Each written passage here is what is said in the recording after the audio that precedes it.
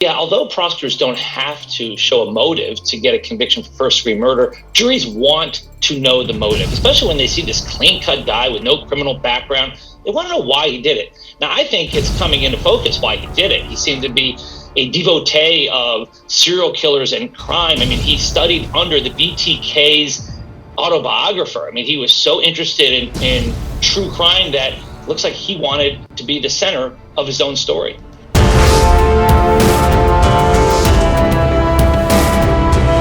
Reporter Room with Jessica Della Davies starts now. Hi guys. Today we are going to be talking about new revelations and an interesting theory regarding roommate Dylan and Xana's 4 a.m. DoorDash delivery. Was this legitimate, or was this Bryan posing as Xana to get that front door open? Why did Dylan wait 6 hours from when she saw Bryan with his bushy eyebrows go past her bedroom door, allegedly? Why did she wait to call 911? A person who knew Bryan at the time does say that he was, quote, extremely confident that Bryan did have issues with visual snow. And this is something I talked with you about in a video last week, and it's now been confirmed by ABC News. So the question everywhere on social media, and I've seen a lot of you guys talking about this in the comment section below, is why didn't she call 911 sooner?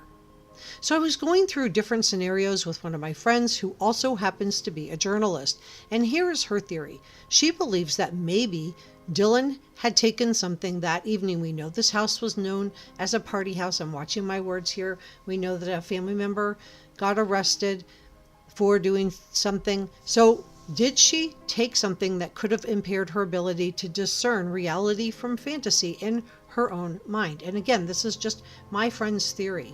But when Dylan opened up her bedroom door and saw the perpetrator after hearing noises from upstairs and crying coming from Xana's room, did she maybe think she was just having a bad experience and tried to go back to bed, tried to sleep it off? Remember, she opened the door initially and peeked out twice and didn't see anyone. It wasn't until the third time that she opened her door that she saw a man with his mouth covered walking by her with bushy eyebrows. So my journalistic friend is also considering the fact that this was a known party house. We don't know what else could have been kept there.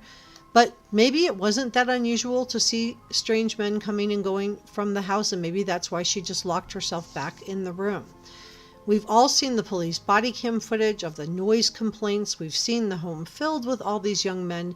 These were 5 beautiful, smart young women with their whole lives in front of them. So I don't know if it would have been that extreme or unusual for Dylan to see a strange man walking out of the house or walking by in the hallway.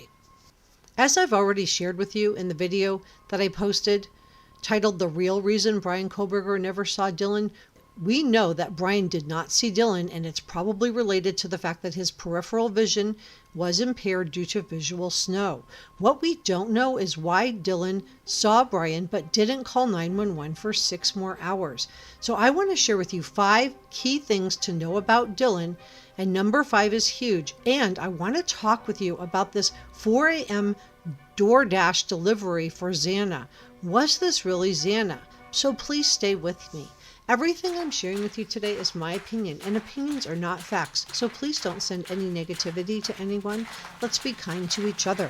This video is for educational and entertainment purposes only. Please subscribe, hit the notification bell, and give this video a thumbs up so I know you were here.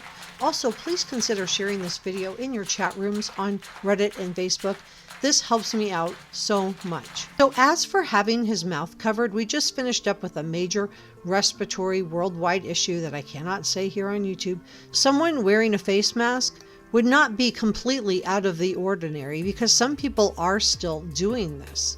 So let's get back to Dylan's mindset. If she was having a bad experience, and I'm watching my words here, and she saw someone walking by, she locked the door because she was scared and she tried to go back to bed. She didn't hear any noises and may have dismissed what she saw as being a bad experience, if you get my meaning. So I'm not judging her. College is a time where many people experiment with all kinds of different things, and I do think that this is a valid theory. 5 things about Dylan that we all need to know. 1. Dylan heard sounds the morning of the murders, according to the affidavit. She woke up at 4 a.m. to what sounded like Kaylee playing with her dog Murphy in one of the upstairs bedrooms. She heard a person, she thought it was Kaylee, say something to the effect of, "There's someone here." However, according to the affidavit, this could have also been Xana playing around on her TikTok app. 2.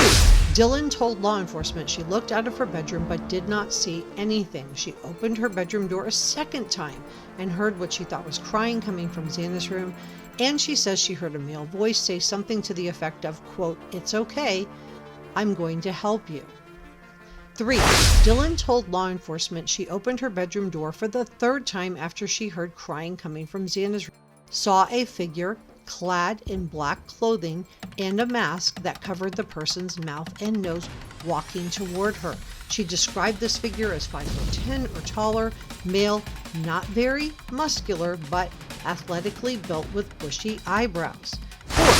Dylan described seeing a man walk by her as she stood, quote, "frozen shock phase," and toward the back sliding glass door just after 4 a.m. on November 13th. So this gives us a clue as to how the perpetrator got out of the 1122 King Road residence.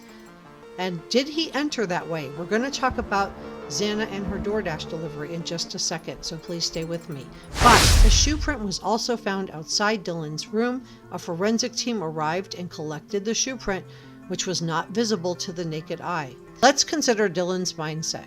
And I'm going to talk about Xana's alleged 4 a.m. DoorDash call. So Dylan thought she was hearing noises. She opened the door, no one's there. She thinks she hears crying. She opens the door, there's no one there. And it's not till the 3rd time she opens the door that she saw a man with his face covered either by a turtleneck or a mask. She got frozen in shock. She closed the door and locked it. She thought she was having a negative experience. And I'm watching my words, went back to sleep in an effort to sleep it off. So I think this is probably one of the better theories as to why she didn't call 911.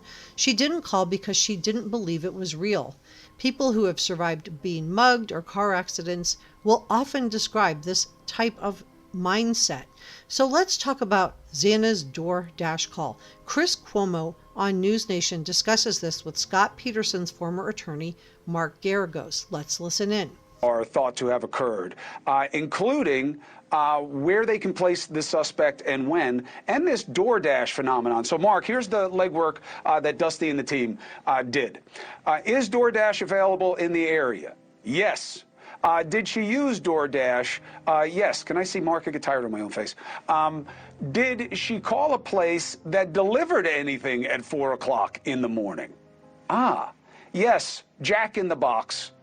Which has since closed. I don't know why people think that's mysterious, but they were open from 6 a.m. to 6 p.m., so she could have ordered from Jack in the Box as there, but that person is still of fundamental importance here. So the DoorDash call by Xana was totally legitimate. She did call, she did receive the delivery.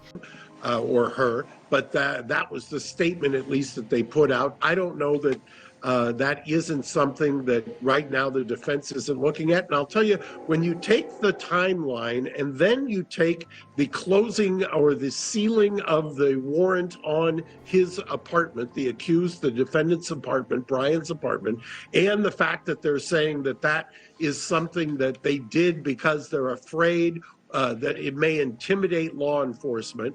I can tell you, less than one hand the number of times in 40 years I've seen a sealing application that says we're sealing this because we're worried about threats to law enforcement. So was there an accomplice? So how do you think Bryan entered the 1122 King Road? Subscribe